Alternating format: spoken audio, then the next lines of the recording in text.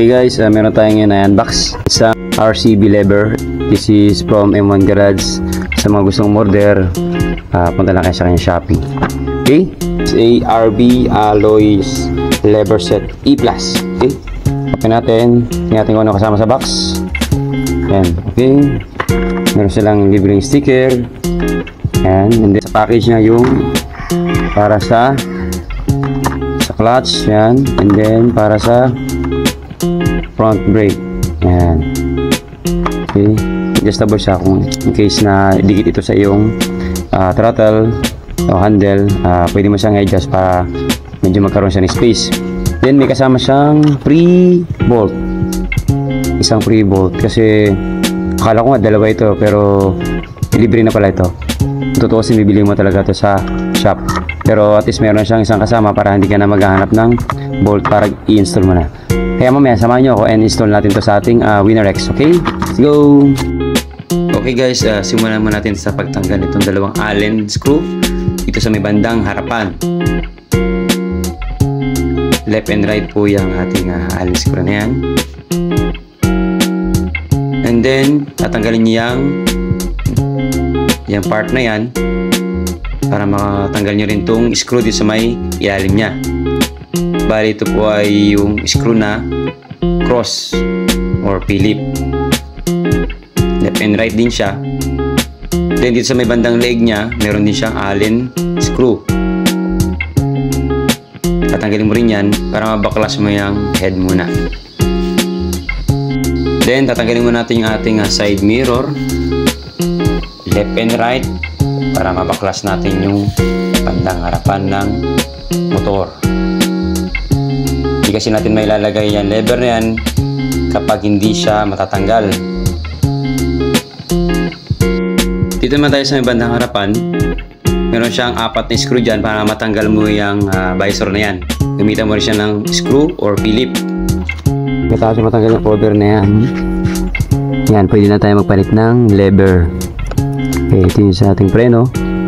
Yan, and then dito sa ating clutch. Okay. Pasensya na kung medyo malabo yung kuha ko. Una, tatanggalin muna natin yung bolt dyan na nakalagay sa may lever. Yung ilalim niya is gagamitan nyo siya ng katala para ma-release nyo yung kanyang bolt.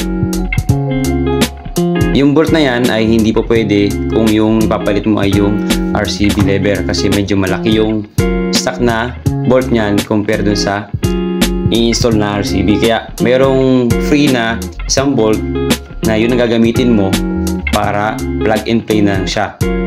At pag natanggal mo na yung bolt dyan, pwede mo nang kalasin yung stock na lever.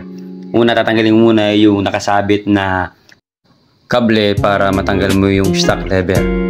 Sa pagkakabit naman ng lever ay same din yung procedure. Isabit mo rin yung kable doon sa butas and then lalagyan mo rin siya ng bolt. Yan yung bolt na yan, yun yung stock na bolt. Ay sasalpak natin dyan yung previous na bolt na galing sa store. Kaya plug and play na siya, napakadali gamitin and napakadali install. Ihigpitan mo lang din siya katulad nung pagluwag mo doon sa una mong ginawa para ma-release o matanggal yung stock lever. Dito naman sa kabila ay same procedure naman din ang gagawin natin. Dito yung bolt na gagamitin natin ay yung stock pa rin. Wala tayong babaguhin bolt dyan dahil yung stock na bolt ay same pa rin yung size nung katulad sa RCB. Same procedure, pipihitin mo siya, tatanggalin mo si lalim, then isasalpak mo ulit yung bolt para magkaroon ng lock yung RCB na lever. Okay guys, ngayon ikabit na natin yung ating lever para sa ating WinnerX. Ito yung sa clutch nya. Yan. Adjustable naman siya kung gusto niyo adjust. Kung gusto niyo ng space dito, medyo malapit dito, pwede nyo adjust dito. Yan, spacer nya. Madali naman siya ilagay kasi yung is plug and play naman siya. Ito yung tornilyo na libre, kaya may libreng isa para dito sa clutch. And then dito naman sa side nya, sa kabila is yung sa preno. Preno nya yan. Hindi naman siya kasi plug and play naman. Ito na yung stock nya na tornilyo. Talagang yan na lang yung ilalagay mo rin dyan sa iyong preno. Kasi lever mo na RCB. Then kung mag-adjust kayo nung dyan sa may clutch niya, kung malambot masyado, dito nyo sa adjust sa may ilalim ng banda ng makina nyo yung kanyang clutch.